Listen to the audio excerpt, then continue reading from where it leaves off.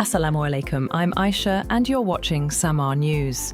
Here are today's headlines.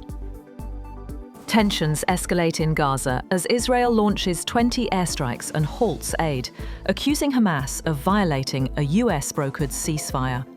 Local authorities say at least 18 people were killed, including a woman. Israel's Prime Minister, Netanyahu, ordered a forceful response after the resistance group allegedly fired on Israeli soldiers in Rafah. Israeli Prime Minister Benjamin Netanyahu has announced that Israel's ongoing conflict with Hamas will now officially be called the War of Redemption, replacing its previous title, Swords of Iron. Speaking at the start of the weekly cabinet meeting in Jerusalem, Netanyahu said he was submitting the proposal to give the war a permanent name, calling it a defining moment in Israel's history. Israeli Prime Minister Benjamin Netanyahu has said that the Rafah border crossing between Gaza and Egypt will remain closed until further notice, adding its reopening will depend on Hamas handing over the bodies of deceased hostages as the two sides continued to trade blame over ceasefire violations. Hamas says Netanyahu's decision constitutes a blatant violation of the ceasefire agreement and a repudiation of the commitments he made.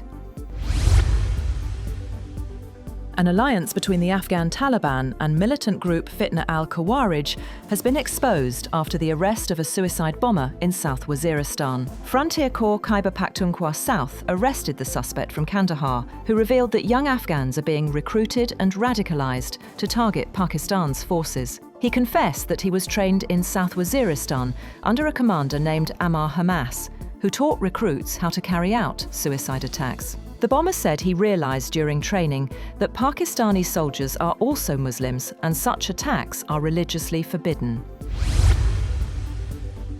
Afghanistan and Pakistan have agreed to an immediate ceasefire during talks in Doha after a week of fierce border clashes. Defence Minister Khawaja Asif posted on X that both sides will meet again on October 25th in Istanbul to discuss detailed matters. Taliban spokesperson Zabihullah Mujahid said in a statement, the parties agreed on a complete and meaningful ceasefire. Qatar's foreign ministry said the follow-up meetings were meant to ensure the sustainability of the ceasefire.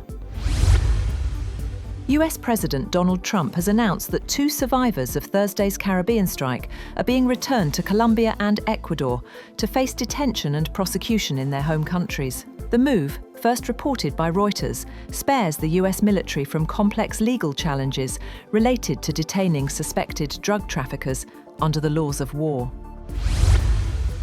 Meanwhile, US President Donald Trump has launched a fiery attack on Colombia's President Gustavo Petro, calling him an illegal drug leader. In a Truth Social post, Trump accused Colombia of fueling America's drug crisis and vowed to halt all large-scale payments and subsidies to the country. Colombia hasn't responded yet, while Washington officials say they're seeking clarity on Trump's remarks, which come amid rising tensions over US aid cuts to Bogotá.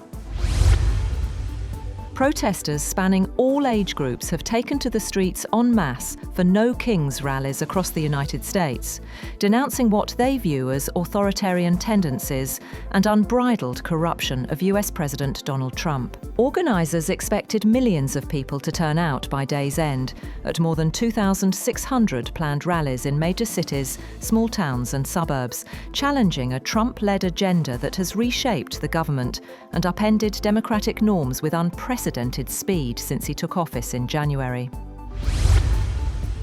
President Trump has dismissed claims that he's behaving like a monarch, saying he is not a king, a day after millions joined nationwide rallies accusing him of authoritarianism and corruption.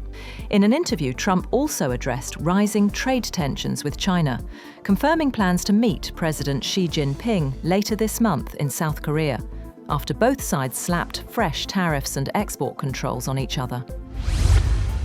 The Netherlands economy minister says he will meet a Chinese government official in the coming days to discuss the standoff over chipmaker Nexperia. The Dutch government seized control of Nexperia, a subsidiary of China's Wingtech, on September 30th, citing national security concerns. In response, Beijing banned exports of the company's finished products, raising fears of disruption across global auto supply chains. In Russia, a Ukrainian drone attack has targeted a gas plant in the Orenburg region, sparking a fire at one of its workshops. The governor confirmed that emergency services were working to control the blaze and no employees were injured. The attack caused partial damage to the facility, adding to recent tensions between Moscow and Kyiv. Ukrainian President Zelensky has said that Kyiv is striking Russian oil refineries almost daily to bring Russia back to reality. He also revealed Ukraine has thousands of drones ready for an offensive, but needs American missiles. With some support from the US and European allies, Zelensky is calling for a coalition of 26 countries to ensure Ukraine's security after the war.